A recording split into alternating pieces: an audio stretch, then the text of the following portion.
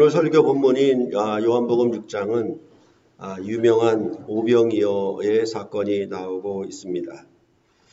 한 아이가 갖고 있었던 보리떡 5개와 물고기 2마리로 5,000명을 먹이셨다는 또 하나의 표적을 기록하고 있습니다.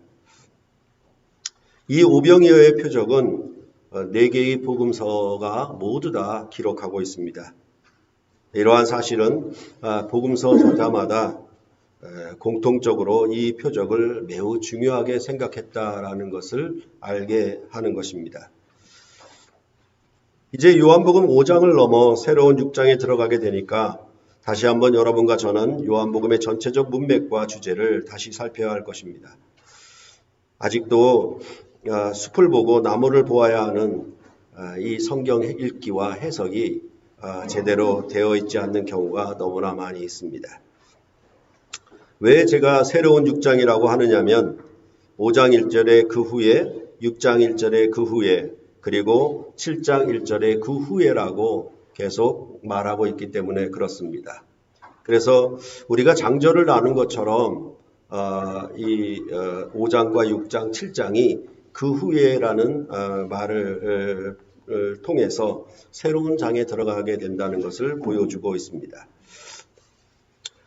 요한복음의 기록 목적은 믿어서 생명을 얻게 하려함이었다고 계속 여러분께 말씀을 드렸습니다. 그러한 기록 목적을 따라서 요한복음의 전반부는 주로 표적들을 기록하는데 그 표적들을 보고 믿었느냐고 묻는다면 실제로는 믿지 않았다는 것이 결론이었습니다.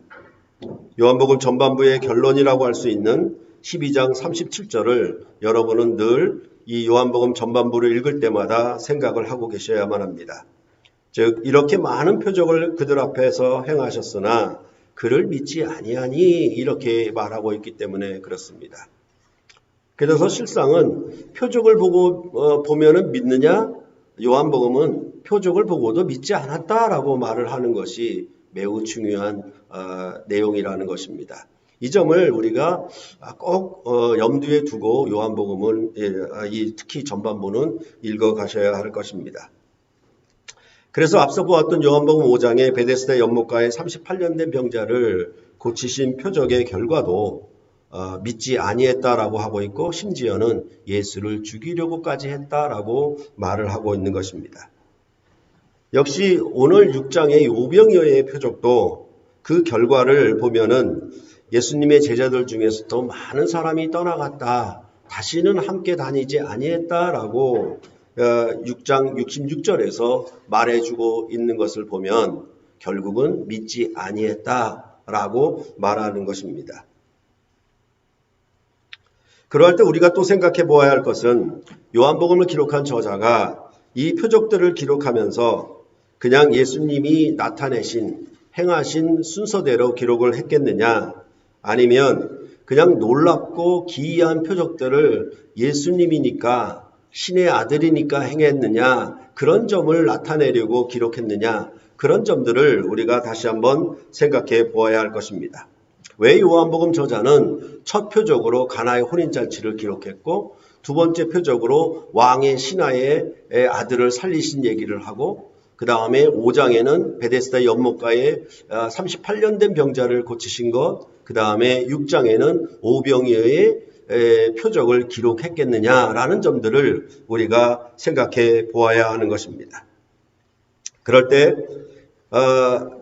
이 요한복음이 이러한 표적들을 기록할 때는 아무런 의미 없이 그냥 일어난 대로 나열한 것이 아니라 이것의 순서도 물론 요한복음을 기록한 저자의 뜻과 그 주제가 담겨 있는 그런 것이라는 것을 우리가 생각을 해야 할 것입니다. 그럴 때 우리는 아직도 이 오병이어의 표적을 한 아이가 바친 보잘것없는 보리떡 5개와 물고기 2마리의 헌신을 통해 하나님은 엄청난 것으로 뻥튀기를 해서 많은 사람을 먹이시는 놀라운 표적을 행하셨다는 식으로 이 본문을 설교하는 경우가 매우 많습니다. 그래서 제가 요한복음을 준비할 때마다 거의 유튜브에 들어가서 요즘 대형교회 목사들 유명하다라고 설교를 잘한다라고 하는 목사들의 설교를 대충 들어봅니다. 그러면 거의가 다 이런 식의 내용을 아직도 설교를 하고 있습니다. 그렇기 때문에 그 적용점으로 교인들에게 권면할 때에도 성도 여러분의 아주 작은 헌신이라 할지라도 하나님은 크게 만드시는 그런 은혜롭게 역사하시는 분이니까 적은 것이라도 보질 것 없는 것이라도 하나님 앞에 내어놓아서 큰 것을 만드는 믿음 있는 사람이 되라고 그렇게 권면하는 경우가 허다합니다. 이러한 설교들은 성경이 말하는 하나님 나라에 대한 관점이 없고 또한 성경이 매우 중요하게 얘기하는 역사적 관점을 갖고 있지 못하는 경우가 많은 것입니다. 그렇기 때문에 제가 이 오병이어의 설교만 해도 아마 어림잡아 한 30년 전 더 될 것 같은 4, 50년 될 것 같긴 한데 하여튼 그럴 때에 들었던 설교의 내용이나 지금 전하는 설교의 내용이나 하나도 다를 바가 없습니다. 심지어 요한복음 6장을 기록한 이 성경의 기록 저자의 이 뜻, 그 주제와도 맞지 않은 경우가 너무나 많이 있습니다. 그래서 분명 오병이어 사건을 기록한 말미에 6장 27절을 보면은 썩을 양식을 위하여 일하지 말고 영생하도록 있는 양식을 위하여 하라고 분명히 말씀하고 있는데도 이 표적의 적용을 썩을 양식을 풍성하게 주실 것이라고 그렇게 풀어버리는 경우가 많이 있습니다. 그러니까 10의 1을 내면 11조를 바치면 누르고 흔들어 넘치도록 너희 곳간에 가득 채워줄 것이라고 그렇게 이 오병이어 사건을 성도들에게 설교하는 것입니다. 요한복음 6장의 오병이어 사건은 그렇게 하지 말라고 얘기를 하고 있는데 실제로 많은 설교들이 그렇게 설교하는 경우가 너무나 많이 있다는 것입니다. 그래서 썩는 양식을 위하여 수고하고 작은 것, 보잘것없는 것이라도 바치면 하나님은 넉넉하게 채우신다라는 식으로 설교하는 경우를 많이 볼 수가 있는 것입니다. 그럴 때 우리가 6장 63절을 보더라도 살리는 것은 영이니 육은 무익하니라 이렇게 분명히 말씀하고 있는데도 이거 성경 말씀을 아주 거꾸로 반대로 가르치는 아주 패역한 그런 설교들이 우리 가운데 너무나 많이 있는 것입니다. 그러니까 오병이어 사건만 표적만 달랑 끄집어내서 설교할 뿐이지 오병이어 사건을 말하고 있는 요한복음 6장 전체의 내용을 살피지 않는 경우가 너무나 많이 있다라는 사실입니다.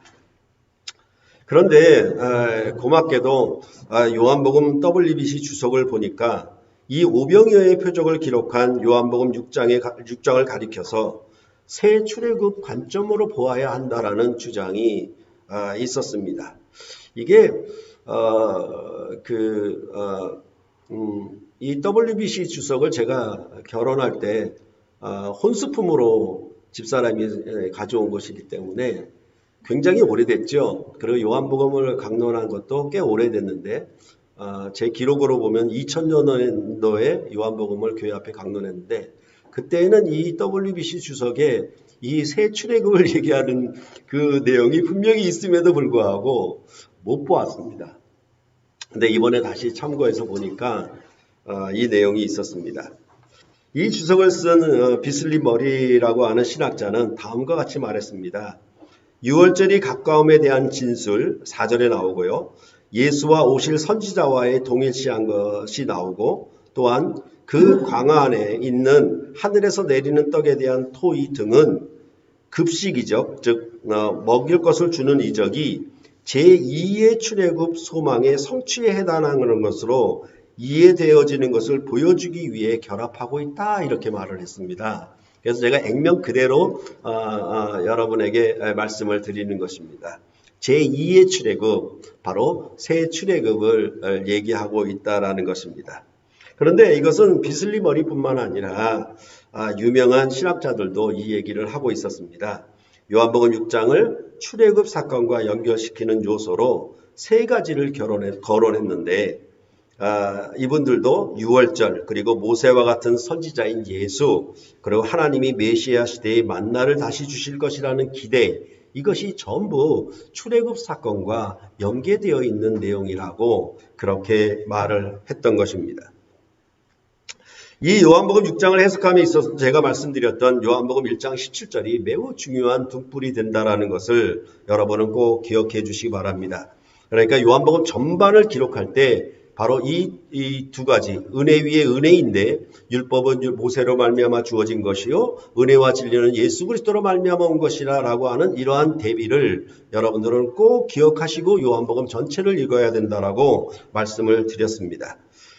그럴 때 6장에서도 역시 모세 때의 광야에서 먹은 만나와 예수님이 주시는 새로운 하늘에서 내린 떡, 곧 영생하는 떡을 대비시키고 있는 것을 보면은 1장 17절이 여전히 반영되고 있다는 것을 여러분들은 보실 수가 있을 것입니다.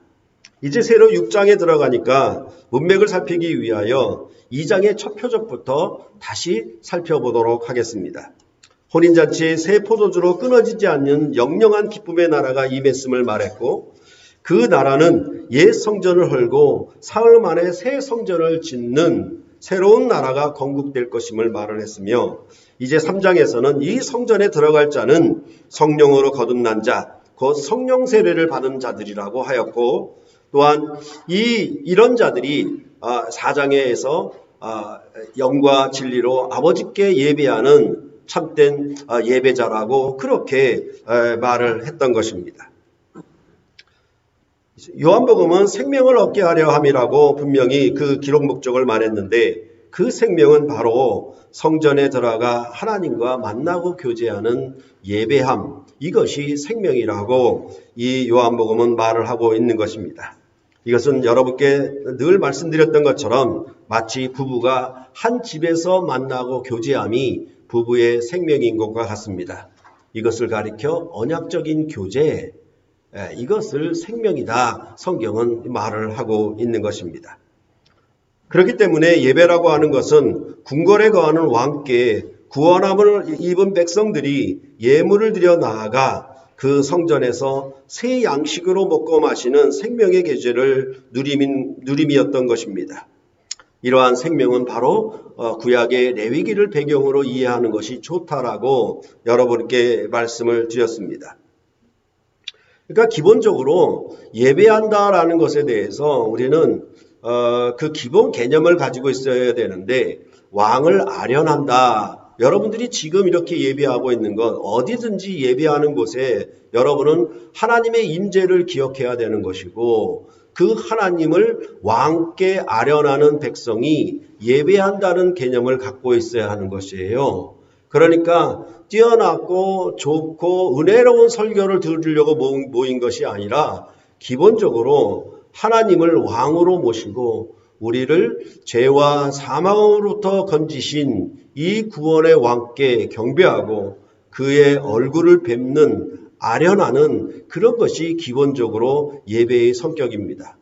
이것을 기본적으로 알게 되면은 예배의 자세, 예배에 참여하는 준비하는 그런 모든 것들의 기본이 어디에 있는가를 여러분들은 기억하셔야 할 것입니다. 그러니까 이런 코로나19 사태를 맞이해서 각 가정에서 예배 드린다고 하니까 여러분들이 그냥 자고 일어나서 부시시한 얼굴로 세수도 안 하고 그냥 유튜브를 보면서 예배하고 있을 분은 아무도 없을 것이라고 생각을 하지만 기본적으로 여러분들은 예배할 때 왕을 아련한다. 왕께 나아가서 나를 구원하신 왕을 배웁는다. 그를 만나고 교제한다라고 하는 기본적인 개념을 갖고 있어야 할 것입니다. 여하튼 레위기에서 예배함으로 사는 이스라엘 백성의 거룩한 삶은 무엇이냐라고 했을 때 그것은 안식일과 성서를 공경하는 삶이었다라고 말을 해 주었습니다. 그렇기 때문에 복음서들 가운데 특히 예배적인 즉 성례전적인 성격이 강한 이 요한복음도 이 안식일과 절기들을 매우 여러 번 다른 복음서에 비해서 훨씬 더 많이 얘기하므로 바로 이 안식일과 절기들을 토대로 예배함에 대해서 말하고 있다는 점을 우리가 다시 한번 기억해야 할 것입니다. 그래서 요한복음 5장에서도 안식일에 대한 핵심 주제가 거론이 되었다라고 말씀을 드렸습니다. 물론 신약 백성은 안식 후 첫날이 새 안식일이 될 것입니다. 이날에 성령으로 거듭난 하나님의 자녀들이 주님의 몸으로 된 성전에 들어가 하나님을 예배함으로 사는 그 생명을 누리게 될 것입니다. 그럼 성전에 들어가 어떤 왕께 경배하며 그 왕은 어떤 권한을 가진 왕인가에 대하여 말해야 할 것입니다. 특히 요한복음은 영생을 얻는 문제를 말하기 때문에 그 왕은 마땅히 영생을 주는 왕이어야 할 것입니다.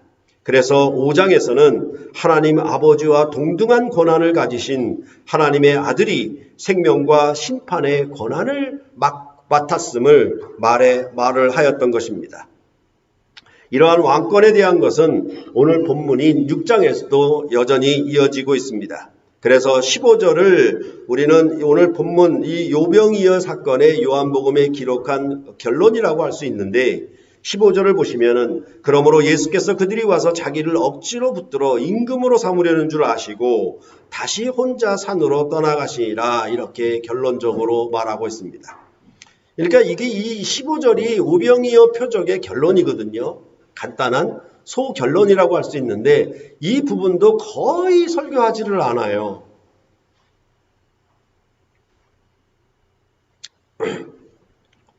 자꾸 이렇게 푸념으로 가면 안 되는데, 그렇죠? 이처럼 5장과 6장이 왕권에 대해서 말하고 있다는 것을 여러분이 생각을 하시되, 그러면 5장의 왕권과 6장의 왕권은 어떤 차이가 있느냐라고 했을 때 5장은 왕의 권한을 말하는 것에 중점이 있고 6장은 그 권한을 가진 왕이 자기 백성에게 어떤 생명을 주는 그런 왕인가에 대하여 말하고 있는 점이 그 차이가 있는 것입니다. 그래서 제가 마가복음을 강론하면서 죄사함의 권세를 가지신 예수님을 말하고 나면 그 다음에는 새 생명과 새 안식일에 대한 내용이 이어진다고 말씀을 드렸습니다. 다시 한번 여러분께 비유로 말씀을 드리지만은 군인이 대통령이 되면 그 나라 백성에게는 군사적인 문화와 생명을 주는 나라를 만들게 될 것이고 만약 민주주의 대통령이 들어서게 되면 그 나라 백성에게 민주주의의 생명을 주게 될 것입니다.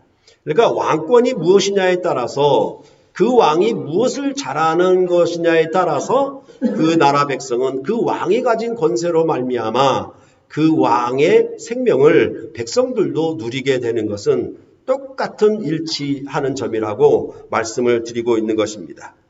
그래서 여러분이 지금 묵도하고 있는 각 나라의 대통령이 어떤 왕권을 가지고 있는 사람인가에 따라서 코로나19 사태에 대비하고 준비하고 이것을 대응하는 방식이 어떻게 다르냐를 보시면은 그 다른 바에 따라서 그 나라 백성들은 고스란히 그 왕이 대처하는 방식에 따라서 그대로 그 생명을 받고 있는 것입니다. 여러분들이 그런 것들을 잘 보시면 알 수가 있겠죠. 그래서 가까운 일본의 경우 아베 정권이 어떻게 이 코로나19 사태를 대응을 하고 있는가라는 점들을 보시고 이제 이것이 얼마나 크게 확산될 것인가를 보시면은 그런 점들을 잘 알 수가 있습니다. 그러니까 이것도 중국처럼 아주 공산당 정권이 갖는 그런 권력으로 아주 강력하게 통행을 금지시키고 봉쇄하는 그런 일을 할 것인가 아니면 이것을 민주적으로 대응해 나갈 것인가 하는 차이점들을 보시면 그 왕의 권세가 어떤 것인가에 따라서 그 나라 백성은 그대로 고스란히 그 왕의 권한을 따른 생명을 받을 수밖에 없는 것입니다. 이런 점들을 생각하면 우리는 그 5장과 6장의 관계를 좀 더 잘 이해를 하실 수가 있을 것입니다. 요즘 한국의 영화가 세계에서 굉장히 인기를 끌고 있다고 합니다. 그래서 여러분도 아시는 것처럼 뭐 아카데미 상도 받고 뭐 칸 영화제에서 뭐 황금종려상인가요? 뭔가 그것도 받고 그랬는데 여하튼 이제 이 영화라고 하는 것이 이제 일반 극장에 가서 보는 시대를 지나서 집에서 보는 시대를 경험하고 있습니다. 이 중 하나가 넷플릭스라고 하는데 이것은 인터넷과 영화를 합성한 단어로서 인터넷을 통해 영화를 유통한다라는 의미를 갖고 있습니다. 그 넷플릭스용으로 제작을 한 한국의 그 시리즈라고 하는데 저는 본 적이 없어요. 좀비 영화인데 한국의 킹덤2라는 영화가 최근에 굉장히 세계인들로부터 인기를 끌고 있다라고 합니다. 그래서 넷플릭스 영화 가운데에서 1위를 차지하고 있다라고 할 정도로 굉장한 인기를 끌고 있다라고 하는데, 그래서 제가 조금 관심이 있어가지고 유튜브를 통해서 간단하게 그 내용을 요약한 것을 최근에 본 적이 있습니다. 거기에 보니까 이런 대사가 나옵니다. 뭐라고 나오냐면 백성은 먹을 것을 하늘로 삼고 왕은 그 백성을 하늘로 삼는다. 이렇게 대사가 나오고 있습니다. 이것은 어떤 자가 왕이 되어야 하고 왕은 무엇을 위해서 일을 해야 하는지를 분명히 요약한 대사라고 할 수가 있겠습니다. 그렇게 본다면 백성은 먹을 것을 하늘로 삼고 왕은 백성을 하늘로 삼으니까 왕은 무엇을 위해 존재해야 되겠습니까? 백성의 먹을 것을 위해서 존재해야 되겠지요. 그런 의미를 본다면 우리가 요한복음 6장에 왜 오병이어의 표적이 나오는가, 그런 점들을 우리가 쉽게 이해하실 수가 있을 것입니다. 성경에서 하나님이 왕으로서 자기 백성에게 주시는 생명, 즉 빵에 대해서 두 시대를 통해 나타냈습니다. 옛 출애굽 때에 여호와 하나님이 모세로 말미암아 이스라엘 백성에게 광야에서 주었던 만나와 새 출애굽 때 하나님 아버지와 동등한 권한을 가지신 하나님의 아들이 그를 따르는 무리들에게 주셨던 오병이어를 통해 나타내셨다라고 할 수 있겠습니다. 그렇기 때문에 성경은 역사적인 관점을 가져야 하고 새 출애굽은 관점을 가져야 한다라고 정말로 이 연사 목청을 소리를 내서 소리 높여 외치는 것입니다. 이 점이 얼마나 중요한가. 이러한 옛 출애굽과 새 출애굽의 관점을 따라 요한복음은 땅과 하늘을 대비시키고 육과 영을 대비시키고 썩을 양식과 썩지 않을 양식을 대비시키고 있다라는 점입니다. 예수님이 병자들에게 행하신 표적을 보고 큰 무리가 따라왔습니다. 산에 오르사 제자들과 함께 거기 앉으셨는데 마침 유월절이 가까이 왔습니다. 이러한 내용도 출애굽기 유월절에 큰 무리가 애굽에서 나온 것을 배경으로 하고 있는 것입니다. 출애굽기 12장 37절과 38절을 보면은 이스라엘 자손이 라암셋을 떠나서 숫곳에 이르니 유아 외에 보행하는 장정이 60만 가량이요 수많은 잡족과 양과 소와 심이 많은 가축이 그들과 함께하였으며 라고 말을 하고 있는 것입니다. 이처럼 큰 무리가 예수님을 따라오니까 예수님은 어떻게 하실 것을 아시면서도 빌립을 시험코자 그에게 물으셨습니다. 우리가 어디서 떡을 사서 이 사람들을 먹이겠느냐? 빌립이 이에 대해서 대답을 하기를 각 사람으로 조금씩 받게 할지라도 200데나리온의 떡이 부족하리이다 라고 답변을 했습니다. 여기서 데나리온, 곧 하나의 데나리온은 하루 노동자의 품삯을 나타내는 화폐 단위입니다. 현재 값으로 계산한다면 일당을 5만 원으로 친다 하더라도 200데나리온이면 약 1,000만 원의 돈이 들어간다는 것입니다. 그러니까 여기 장정만 5천으로 세웠을 것입니다. 그렇죠? 그러니까 이스라엘 백성이 출애굽할 때도 장정만 60만이다 이렇게 얘기했던 것처럼 이스라엘 백성 유대인의 셈법은 장정만 세는 것이니까 아마도 여기 5천 명을 먹였다는 것은 남녀노소 다 합치면은 약 1만 2천 정도 되지 않겠는가, 1만 명 이상 되지 않겠는가, 그렇게 추산을 할 수가 있는 것입니다. 그때 베드로의 형제 안드레도 예수님께 여쭙기를 여기 한 아이가 있어 보리떡 5개와 물고기 2마리가 있는데 그게 이 많은 사람에게 얼마나 소용이 되겠습니까? 그렇죠? 그러니까 이게 하나도 도움이 되지 않는다는 의미로 이 안드레는 얘기를 한 것입니다. 그렇게 볼 때 두 제자 모두 이 큰 무리들을 먹이기는 불가하다는 뜻을 나타내고 있는 것입니다. 여기서 빌립을 시험코자 하심은 과연 이 제자들이 예수님은 잘 알고 있는가, 즉 예수님이 생명의 왕이심을 알고 있는가라는 점을 시험코자 하심이었다라고 생각을 합니다. 왜냐하면 출애굽기를 보면 이를 잘 알 수가 있기 때문입니다. 이스라엘 백성이 애굽에서 나와 광야에 들어오니 먹을 것이 없음을 알고 그들은 모세와 아론을 원망했습니다. 그래서 출애굽기 16장 3절에 보면은 이스라엘 자손이 그들에게 이르되 우리가 애굽 땅에서 고기 가마 곁에 앉아 있던 때와 떡을 배불리 먹던 때에 여호와의 손에 죽었더라면 좋았을 것을 너희가 이 광야로 우리를 인도해내어 이 온 회중이 줄여 죽게 하는도다. 이렇게 원망했습니다. 그러니까 백성이라고 하는 것은 항상 이렇게 먹을 것을 하늘로 삼게 되어 있어요. 아무리 열재앙을 통해서 애굽을 심판하고 홍해를 건너는 놀라운 여호와의 위엄 있는 용사의 모습으로 애굽의 군대를 몰살시키시는 놀라운 이적 행하셨어도 그런 것은 전부 기억에 남는 게 없습니다. 당장 지금 내 앞에 먹을 것이 없다라는 점이 백성들은 항상 그것을 하늘로 삼기 때문에 그렇습니다. 그렇죠. 그러니까 지금 사태를 보면은 다 이런 경제적인 문제가 가장 큰 모든 나라의 고민이고 이것을 해결해야 되는 것이 큰 관건이 되는 것입니다. 대통령이나 관리들은 이것을 가장 먼저 생각을 해야 하는 것입니다. 왜냐하면 백성의 관심사가 먹을 것을 하늘로 삼기 때문에 그렇습니다.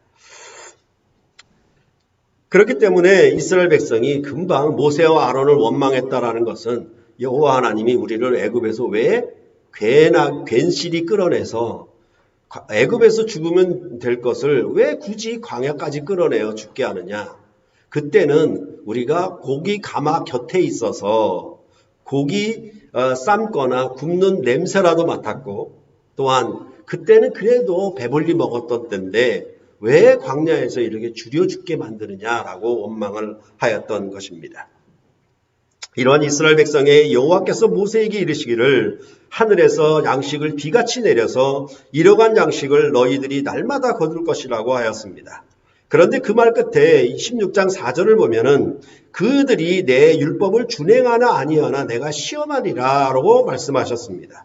바로 이러한 시험의 내용도 빌립을 시험코자 하심과 병행되는 내용이라고 하는 것입니다. 그 율법은 안식일 규례였습니다.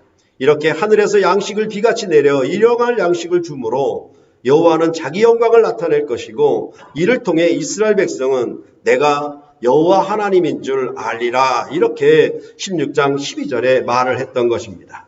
이스라엘 백성의 왕 대신 여호와의 하나님이신 것을 알게 하는 것이고 그것은 바로 이스라엘 백성의 생명의 왕이신 것을 생명의 주이신 것을 바로 그 여호와가 이스라엘 백성의 생명의 주이신 것을 알게 되는 것을 시험하려고 그렇게 이 만나 사건을 얘기하고 있다라는 것입니다.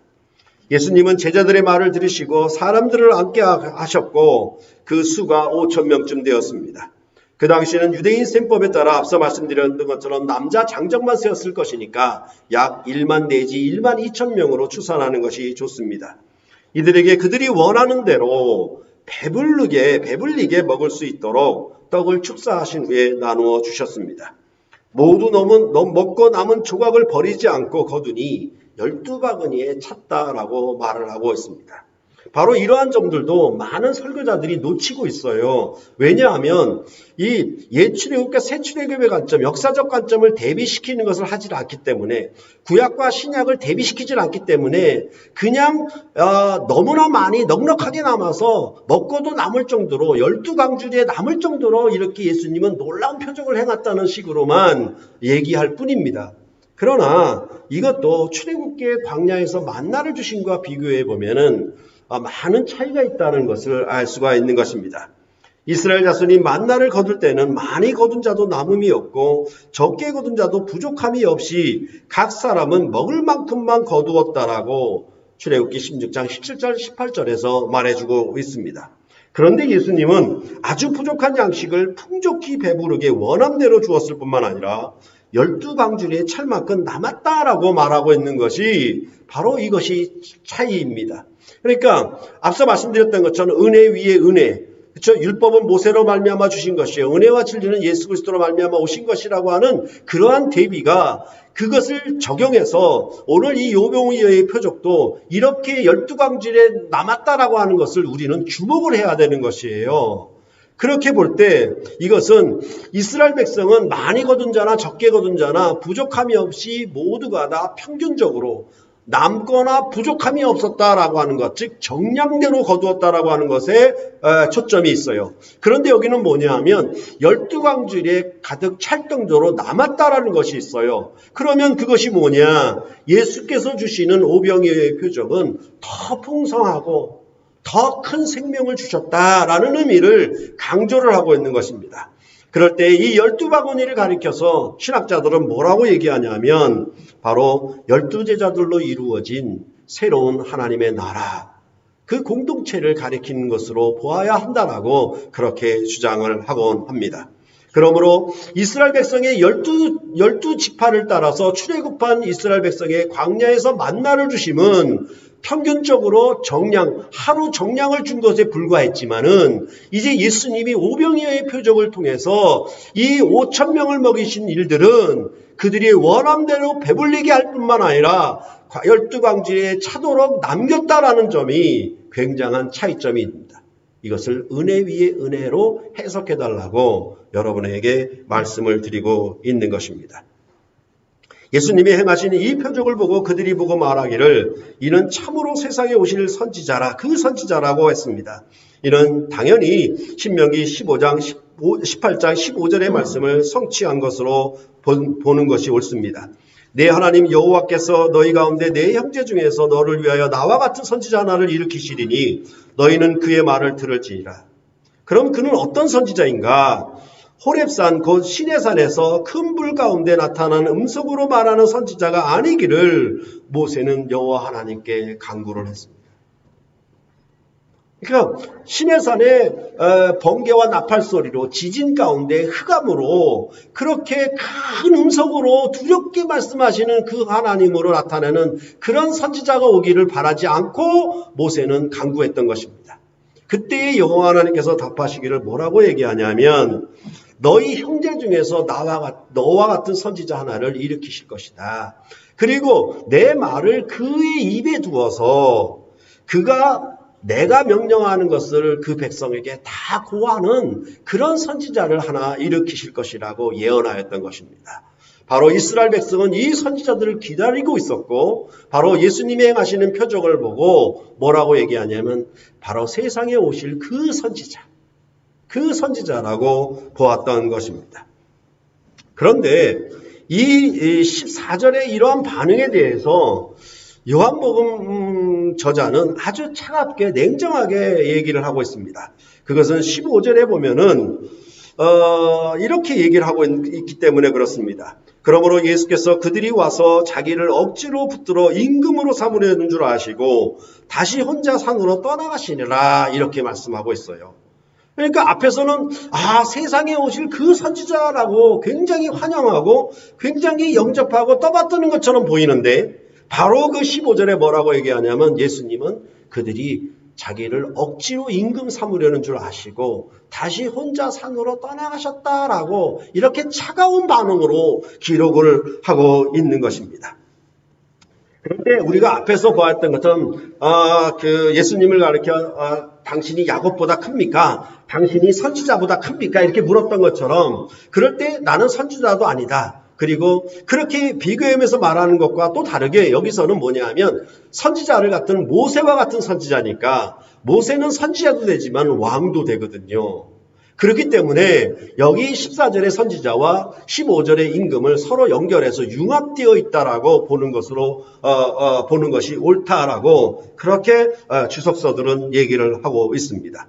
여하튼 뭐냐 하면 이제 이 모세가 준 떡에 대해서 요한복음 6장에서 말씀하고 있는 것처럼 왕은 백성에게 먹을 것을 주어야 되는 것이 왕의 역할이니까 모세가 준 떡 이렇게 얘기할 때도 왕이 준 생명 이렇게 먹을 것에 대해서 얘기하는 것과 마찬가지죠. 그러니까 그런 의미에서 선지자와 왕을 같은 의미로 연결시켜서 보는 것이 이 문맥에서는 좋다라는 것입니다. 그래서 모세가 준 떡, 예수님이 하늘에서 내려주시는 떡, 그것을 비교하는 6장 32절을 보아도 우리는 이해를 할 수 있습니다. 예수께서 이르시되 내가 진실로 진실로 너희에게 이르노니 모세가 너희에게 하늘로부터 떡을 준 것이 아니라 내 아버지께서 너희에게 하늘로부터 참떡을 주시나니 이렇게 말하고 있는 것입니다. 그러니까 앞서 말씀드린 것처럼 무리가 예수님을 보는 기대치와 예수님이 무리를 바라보는 그런 기대치가 서로 달랐다라는 것이 이 말씀에서 분명히 드러나고 있습니다. 그래서 예수님은 그들이 억지로 임금을 삼으려는 줄 아시고 다시 혼자 산으로 떠나가셨습니다. 그러한 임금, 그들이 원하는 임금이 되시기를 거절한 것입니다. 이는 앞서 말씀드린 바와 같이 그들이 예수님을 임금으로 삼으려는 목적은 그들이 썩을 양식을 구함이 목적이었기 때문에 그렇습니다. 즉 썩을 양식을 구하는 왕으로 그들은 이 예수님의 오병이어의 표적을 통해서 자기들에게 썩을 양식을 주는 왕으로 삼으려고 했던 것입니다. 그런 왕에 대해서 예수님은 거절한 것입니다. 즉 모세로 말미암아 이스라엘의 왕들이 주었던 가나안 땅의 양식을 주는 왕으로 예수님은 그 무리들이 생각한 것에 대하여 거절한 것입니다. 마치 만나가 하루 지나면 썩고 부패하고 냄새가 나는 떡이었던 것처럼 예수님은 가나안 땅에서 주는 떡, 가나안 땅에서 주는 양식, 그것을 주는 왕이 아니심으로 그런 왕으로 오지 않았다는 것을 여기 15절에 말씀을 하고 있는 것입니다. 그러니까 앞서 말씀드린 것처럼 자꾸 이 오병이어의 사건을 가나안 땅에 양식을 주는 왕으로 작은 것을 드렸더니 보잘것없는 것을 드렸더니 내가 이렇게 잘 살게 되었고 내가 이렇게 부자가 되었다는 식으로 이 말씀을 인용하게 되면 예수님이 혼자 산으로 떠나가신 것에 대해서 제대로 보지 못했다라고 할 수가 있다라는 것입니다. 예수님을 하나님의 아들로 믿으라는 것은 왕으로 영접하라는 뜻입니다. 하나님의 아들의 왕권은 아버지와 동등한 권한으로 영원한 생명과 심판의 권한을 가지셨습니다. 이 왕의 권한으로 자기 백성에게 그 왕의 권한에 맞는 생명을 주실 것입니다. 그러므로 영과 진리로 예비함은 바로 이 왕과 만나고 교제함이고 그의 살과 피를 먹고 마시는 생명의 교제라고 그렇게 요한복음 6장 후반부에서 말해주고 있는 것입니다. 이것을 요한일서는 뭐라고 얘기하냐면 어둠 가운데의 사귐이 아니라 어둠이 조금도 없는 빛 가운데의 사귐이라고 그렇게 그 생명에 대해서 말을 하였던 것입니다. 바로 우리가 성전에 들어가 왕을 아련하고 왕과 더불어 먹고 마시는 생명의 교제가 예배인데 그 예배가 곧 백성의 생명이에요. 그 생명을 얘기할 때 뭐라고 얘기하냐면 이렇게 얘기를 하고 있는 것이에요. 나는 썩을 양식을 주는 왕으로서 너희가 나한테 경배하지 말아라. 나는 썩지 않는 양식을 주는 왕으로 너희가 나한테 예배를 하거라. 이렇게 말씀을 하고 있는 것이 바로 요한복음 6장의 말씀의 가르침이라고 보는 것이 좋다라는 것입니다. 바로 이러한 생명의 교제를 주시려고 예수님은 몸을 입고 이 땅에 오셨습니다. 그를 거역하고 십자가에 못을 박아버렸으나 예수님은 아버지의 명령을 끝까지 순종하여 그 뜻을 다 이루심으로 죄와 죽음을 이기신 권세 있는 왕으로 사흘 만에 부활하셨습니다. 부활하신 후 제자들을 찾아오셔서 그들에게 성령을 부으시고 새 생명의 교제를 허락하셨습니다. 이제 더 이상 땅의 나라와 썩을 양식을 구하여 사는 백성이 아니라 썩지 않는 영원한 생명의 나라를 위하여 사는 새 백성으로 그들을 새롭게 지으신 것입니다. 하늘나라를 위하여 사는 일꾼으로 그들을 세우셨고 그 부름의 목표를 이루신 것입니다. 그러니까 이런 점에서 우리는 이 교회가 지금도 하나님의 아들을 믿고 그를 경배하는 예배 안에서 땅의 양식을 구하고 땅의 나라를 구하는 일을 여전히 반복하고 있는 이 안타까운 현실을 여러분과 제가 보고 있는 것입니다. 썩는 양식으로 배부르기 위하여 예수님을 찾는 자들이 이 땅에 너무나 많이 있습니다. 이 땅에 세상 나라의 정치와 자유를 위하여 교회가 세워진 목표라고 가르치는 자들이 너무나 많이 있어요.